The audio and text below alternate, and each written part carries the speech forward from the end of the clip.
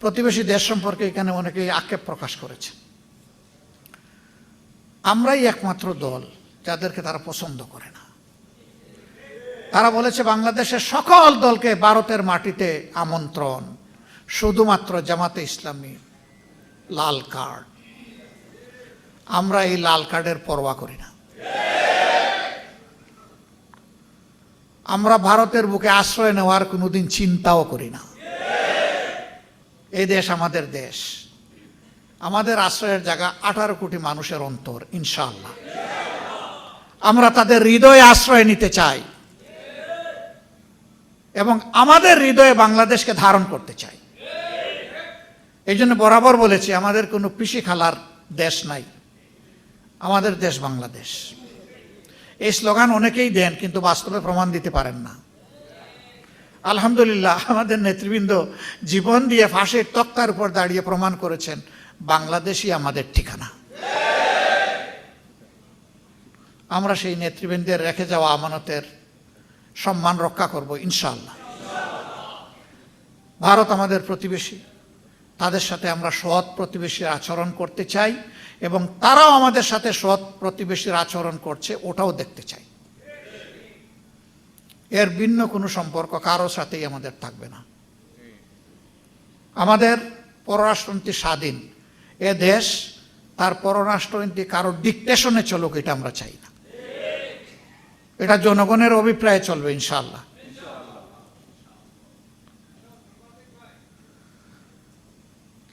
সম্মানিত ভাই বোনেরা, অনেক কথা বলে ফেললাম। শহীদ পিতারা বলে গেছেন যে তাদেরকে হুমকি দেওয়া হচ্ছে।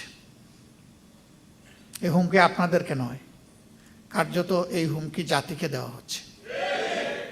এই হুমকি আমাদেরকে দেওয়া হচ্ছে। আপনারা আমাদেরকে আলাদা ভাবছেন কেন? আমরা তো প্রথম দিনই আপনাদের ঘর বাড়িতে হাজির হয়ে বলে দিয়েছি যে এখন থেকে আপনাদের পরিবারের সদস্য আর একটা সদস্যের নাম হচ্ছে বাংলাদেশ জামাত ইসলাম। আমরা আপনাদের পরিবারের সদস্য হয়ে আছি।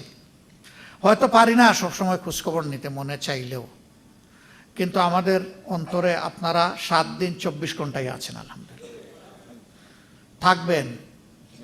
এই ঋণ পরিশোধ করার কোনো শক্তি আমাদের নাই, কিন্তু আমরা চেষ্টা করে যাব যাতে আপনাদেরকে সম্মানটুকু দেখাতে পারি।